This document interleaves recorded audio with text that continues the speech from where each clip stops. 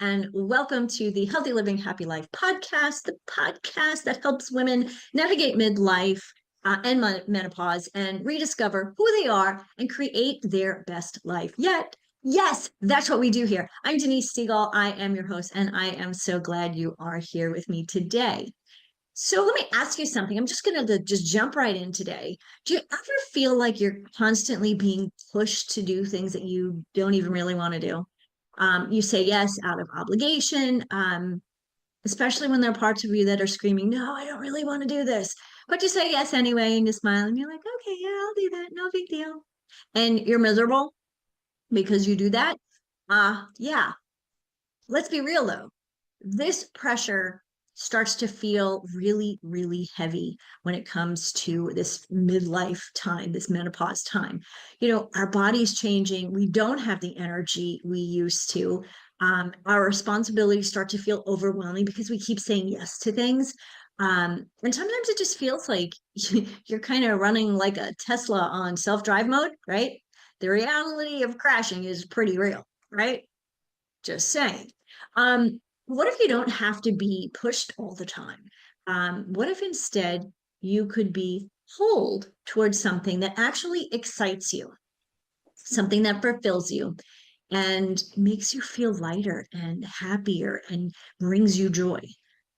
This is the concept of we call it the push-pull shift. And this is a concept from Positive Intelligence, which was written by Shirzad Chamine a handful of years ago.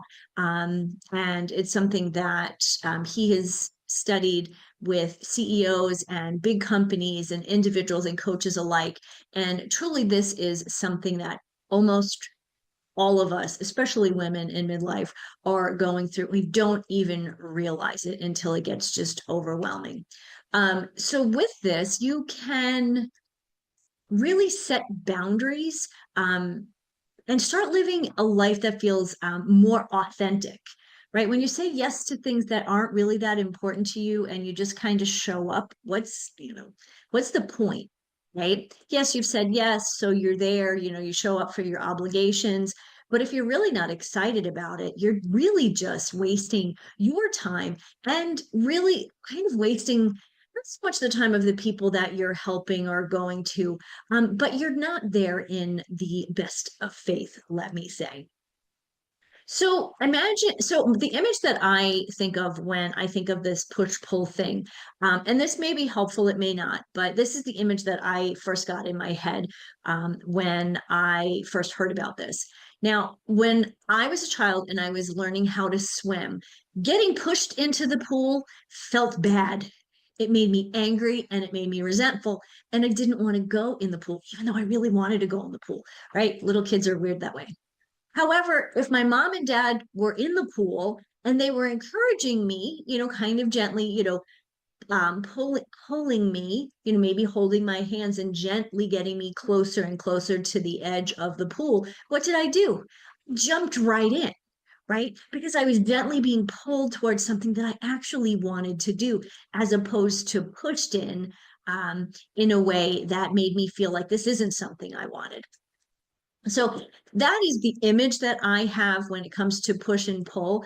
And maybe there's something that comes to your mind, and I would certainly love to hear that. So if something like that comes to mind, I really would love to hear that in the comments. Send me a note either on the podcast or shoot me an email at support@denisestegall.com. We'd absolutely love to hear what you have to say there. So let me explain it a little bit differently. Like I said, that was the image that I got when I first heard about this concept. But what it actually means, so being pushed means doing things out of obligation because you should. And how many times do we should on ourselves, right? And it's out of expectations. People think we're just going to always say yes. Well, if we've always said yes in the past, of course, that's what they're going to think, right? Um, and that's kind of our fault, right?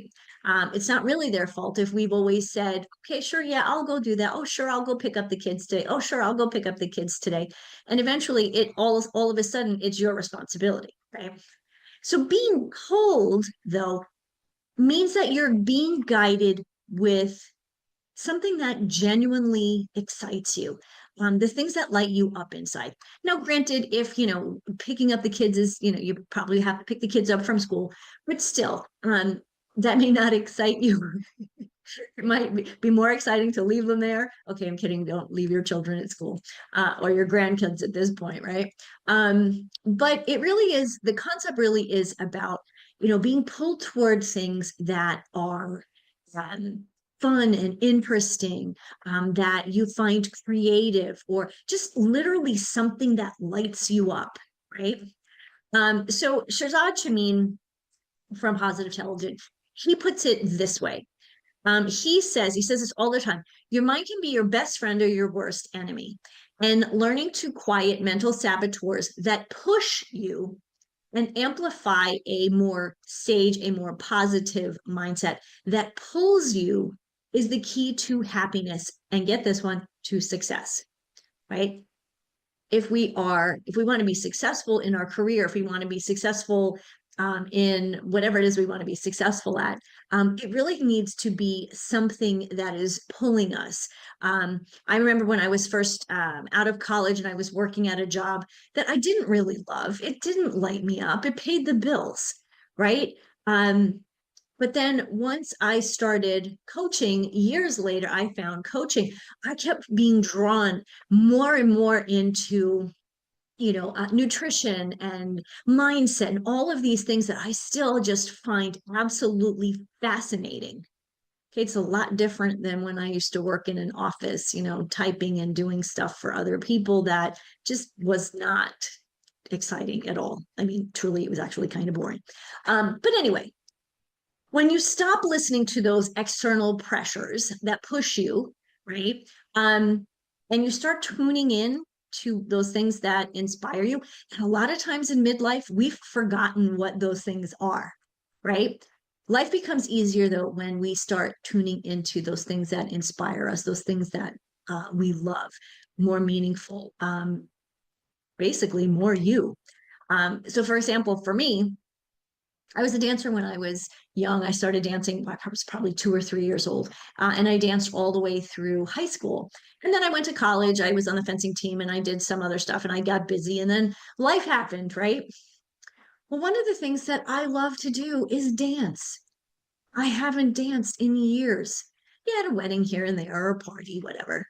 But what I started to do is on days where I'm home and maybe I'm making lunch or maybe I'm making dinner, turn on some music, and I'm dancing around the kitchen. And, oh my gosh, I feel like myself, like I haven't felt in years. It's really, really exciting. I'll probably look really ridiculous, but that's okay. Anyway, so, but doesn't this sound good, right? Shifting, making this shift could really um, enhance our life, especially, during menopause. People always say, talk about menopause. Now think about it. This is a long phase in life. Okay, ladies, most of us are going to live like 30 years plus post menopause, but we talk about menopause, which is actually only one day of your life. That's it. Menopause is like a long phase. Starts with perimenopause, in your, we'll just say 40s. For some people, it does start in their mid 30s, right? That's a long time. And so it goes till you have that one anniversary, no menses for 12 months. Then that's your menopause day. And then you're postmenopausal. Well, guess what? At 50, I'm 53. I'm 3 years postmenopausal. Um, my life expectancy at this time is at least 85. That's another 32 years that I'm going to live. So you bet your bottom dollar that I want to live a life that excites me, right? You too? Yeah, I know, I can hear you. So, you know, menopause is just so much more than all of the physical symptoms. And there's a litany of them, right, ladies? But it really is a huge emotional transition too. And I don't think we really understand that until we're kind of in the thick of it. And our partners really have no idea. So this is something you really should talk to them about. But what I find, it's really a time of rediscovery. Now, if you're in your 50s, say, kids are probably in high school, maybe in college, or getting ready to go to college. You have a little bit more time for you, right? But what happens, and this is what I work on with many of my clients, is I kind of feel stuck. maybe they've had a career, maybe they've been a stay-at-home mom, maybe they've done a little of both. But they've been kind of going through the motions. And these routines that they did, now granted, it was because the kids were young and they had to do all these things for the kids and, grow the family and all that fun stuff, right? You kind of, once you have a kid, you kind of have to do that. Right? But at some point, it's not fulfilling anymore. The kids are off doing their own things, right? They may not even come home for dinner anymore because they're involved in school activities or whatever. And if they're away at college, guess what? They're only coming home a couple times a year. So, you may be stuck in some of these routines. Maybe you're even still stuck in obligations, even though the kids aren't around anymore. You're still on the PTA. Okay. If your kids aren't in school anymore, you don't need to be on the PTA. You may love it. No, you don't. Right? That's the problem. You say oh yeah, but I've done it forever. But is it really serving you? So what we find is women kind of get stuck in this version of themselves that's no longer them. That was them when they were in their 30s, maybe their early 40s. And now that we're in our 50s, 60s plus, right? We're somebody else, right? I always say every 10 years, you're a little bit different. Not that you're a completely different person, but every 10 years, you've learned things, you've experienced different things, you've read different things. So, you really do every 10 years, every decade change, right? And sometimes change can be hard, change can be exhausting, change could be exhilarating. But again, if it's pulling you, if you're being pulled to things that are exciting, things that make you want these changes, that's great. So, what are some of the things that you could potentially want? Healthier boundaries. And that just doesn't mean about what you're eating and how you're exercising. I mean, boundaries with people who love and trust, where, you say no every now and then, right? Setting boundaries just basically teaches people how to treat you, right? How often do you say, you kind of throw up your hands and go, I feel like, a welcome mat here. People are always stepping on me. Well, that's a really big sign to say, okay, we need to set some boundaries here, right? So when you're being pulled to do more exciting things that are more you at this stage of life, boundaries are important. It truly helps increase your energy because, of course, we know energy is waning a bit, as we've gotten older. But when you set those boundaries, you give yourself more time, one, to maybe rest or rejuvenate, meditate, take the time that you need for you, right? So then you have the energy to do the things that you really love to do. And of course, when you are doing that, you bring joy to your life. And when you are happy and you're joyous and other people see that, you're giving them joy too. Now, I don't know about you, but I think that sounds fabulous. You can tell if you're watching me, I'm getting so excited about it because I love to do certain things. And I love when we talk about joy and bringing joy to others just by being ourselves, right? So how do you go though from this lifetime, possibly, of being pushed all the time to getting pulled? It starts with something so simple and so connected to who we are. That is our core values. Now, I know we talk about those quite frequently because if we don't know what our core values are, if we don't know what's important to us, then how can we how can we get pulled in a direction if we don't know what direction we should be getting pulled into? Because then we end up still in that cycle of getting pushed to do things that we may not want to do. And again, we want to focus on our core values. Sometimes it's to rediscover what they are, right?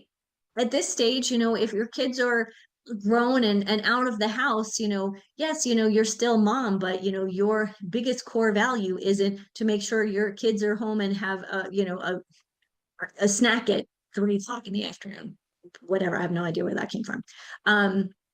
But when it comes to searching your soul and figuring out what are my core values, you want to do this in a way where you're kind of pulled in a very eager way, not pushed to do it. So I'm not saying you must do this. it is something that will help you in this transition. Because your actions, when you know what those core values are, your actions are going to align with them, and everything's going to feel much more authentic. You're going to feel so much more like the person you used to be, right? When you before, when you were single and before you had kids and before you had a big busy career and the big house and all of the bills and all of that nonsense, right? Right. Remember who you used to be and the things that you used to love, the things that used to light you up. Maybe they still light you up now, right? So again, when it comes to being more authentic and fulfilling, there are things that we're going to be doing for ourselves. One of the things that I find, many of my clients will say, you know what, I'm sleeping better. Maybe the hot flashes or whatever, they still get them here and there, but they're sleeping better because they're not constantly stressed about doing all these things. Their to-do list is smaller because they've said no to things that don't align with their values. So think about that. When you're busy and you're doing all these things, your sleep is one of the first things to go. It's the first thing to suffer. And we know in menopause, we need our sleep. We need to make sure that all of our hormones that are going crazy in our bodies anyway, we can balance them as much, or harmonize them, let's just say, as much as possible. If we're not sleeping, we're increasing our cortisol levels. If we're increasing our cortisol levels, we're going to start to gain weight. We gain weight, we feel bad about ourselves. Also, the hormones that help us decide if we're hungry or not, those get a little wacky. And so like there becomes this whole big vicious cycle just from not sleeping. So aligning with the things that you love and the things that you want to do and accomplish in your life will help you sleep better. So I believe it's a bit of a ripple effect, right? And kind of like how I said about, how all of the hormones, like once one starts to go, you just, the next thing happens, the next thing happens, the next thing happens. But this is something that happens in a positive way. Once you start aligning with your core values, doing the things that you love to do and that you want to do. Um, so I always love to find some kind of quote from a doctor, a physician, a medical institution. And the ones that I find more and more that are interesting. Now, I use Mayo Clinic a lot because I live in Rochester, Minnesota. Mayo Clinic is 6 miles down the road. Or Cleveland Clinic. I don't know why. I was in Cleveland a few years ago. It's a beautiful place. I know a couple of docs there. So I tend to use some of their, when I look for their research. So the Cleveland Clinic says, the big clinic, not just one person there, apparently the whole clinic, says that women who manage stress through mindfulness and value-driven choices usually report fewer hot flashes and have more energy. So this is great. When you're making these choices because you're making decisions based on your core values, you're gonna have fewer hot flashes and increase your energy. Why? Because you're sleeping better. Ha ha ha. That's like a double win, right? Win-win. So a couple of it's a couple of things that I think is kind of interesting. My one client, Laura, who is 58, when she came to me, she, she's got a great job, demanding. She's caring for her aging parents. And she just said to me, she's just overwhelmed by everything. So during our conversation, there was a little bit more to it. I asked her, so what matters to you? And she looked at me kind of deer in the headlight, and she initially couldn't answer my question. I don't even think it registered because no one had asked her that in years. But after thinking about it for a little bit, she said, she came back to me with two things: creativity and connection. She loved to paint, and she was really good. She was a really good painter. And she said, but I haven't picked up a paintbrush in years. So with that, we started to kind of think about, what could she do to follow this desire of painting and and this connection, because obviously work and parents just was not filling that bucket for her. So what she decided to do was she decided to take a class once a week So one, she was painting, and two, she was in a room with people, like-minded people who loved to paint also. So talk about like win-win there, right? She set some boundaries. This was her time. She set some boundaries with work because a lot of times she said, "Oh, well, I don't know if I can do that, every week because of work." Nope, she set a boundary with work. This is what I'm doing. And she actually, even though this was really hard, she actually set some boundaries with her aging parents because they would call and she would run. Well, they didn't need her all the time. Like they would call and she would say, "Okay, I will be there. I will be there." But she stopped dropping everything and running over, which was great because she said to me later on, she's like, "This is life changing. I feel better. I'm sleeping better. I'm happy again." Happy again. Oh my gosh. Wouldn't we all just love to be happy again? I'm a pretty happy person anyway. But there are definitely times in my life where I was not really happy when I was working in jobs that did not light me up, right? Living in a place that kind of was like, it was okay, right? So the power of focusing on what pulls you is astounding. Push pull, let's just, I'm just going to give you a couple of other examples where this can affect your life. So, like I mentioned with Laura, work, right? With her parents, setting those boundaries there. But think about this. How many times do you say yes to a social event, even though you're tired, and even though it's really not something that you're that interested in? I was recently invited to an event at the library. And it's a very nice library. I have a friend who works there. But I don't have children, right? So a lot of the things that they do at the library are for kids. So it's just not something that makes sense for me. But initially I thought, oh, well, that would be nice. It'd be a nice evening out. And, but it didn't align with my core values and the things that drove me, right? That were pulling me. So I said, thank you for the invitation, but I'm not going to be able to make it.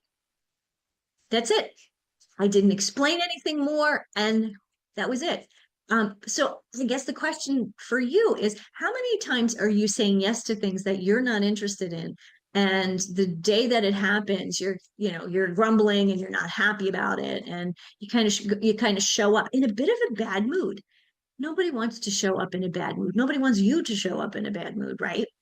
So another area where menopausal women and middle-aged women really struggle, and this is something that I talk about here and there, is about exercise. um, I have a client who, she's always been a gym rat. Okay. She loves going to the gym. I personally hate going to the gym. I have a gym in my house for a reason, and I love to run outside for a reason.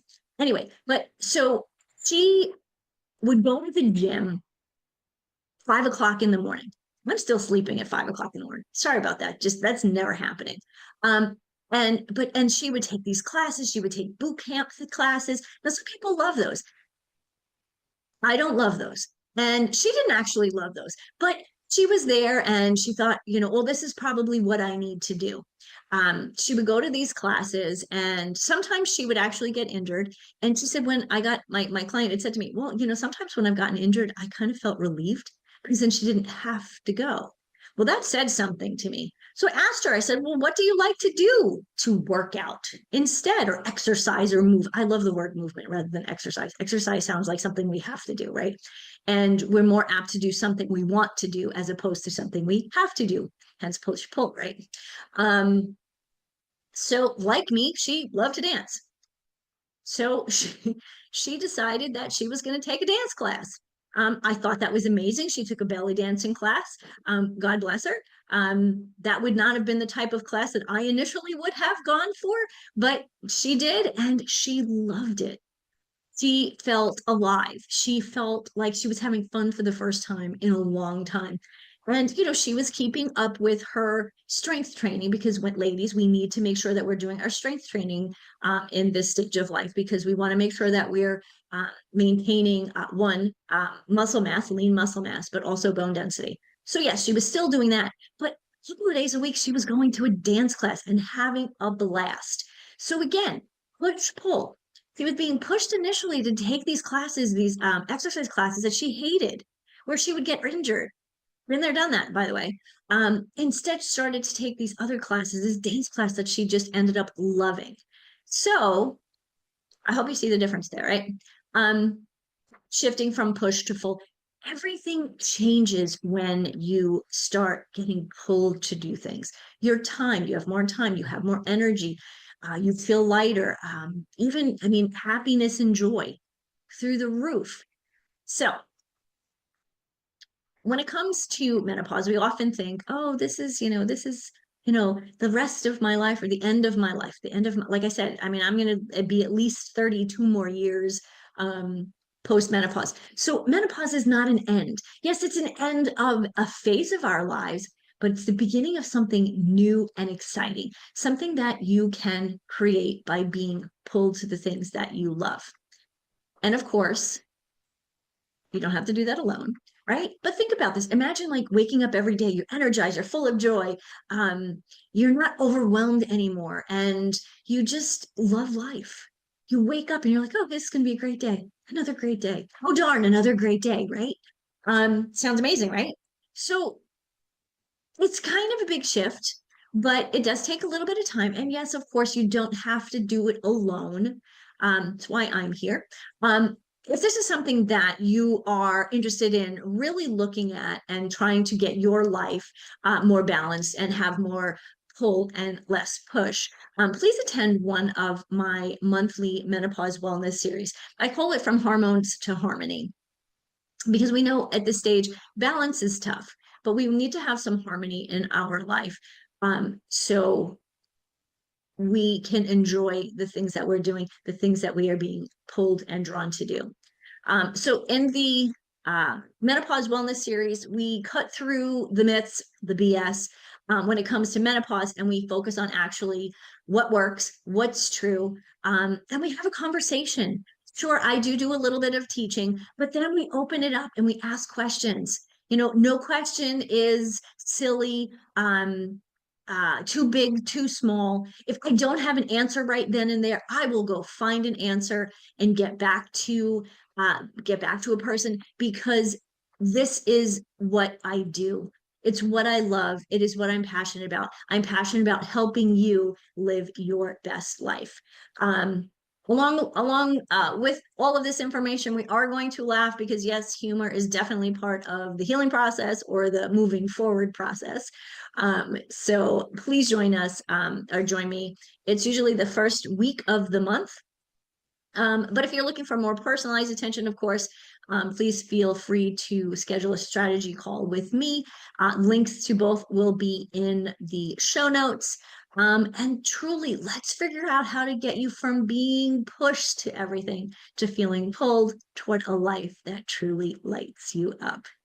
Thank you for listening, everyone. I'm Denise Stegall. If you've enjoyed this episode, please be sure to subscribe, leave me a review, and share it with a friend who needs to hear this. Until next time, I leave you with this: healthy living, happy life.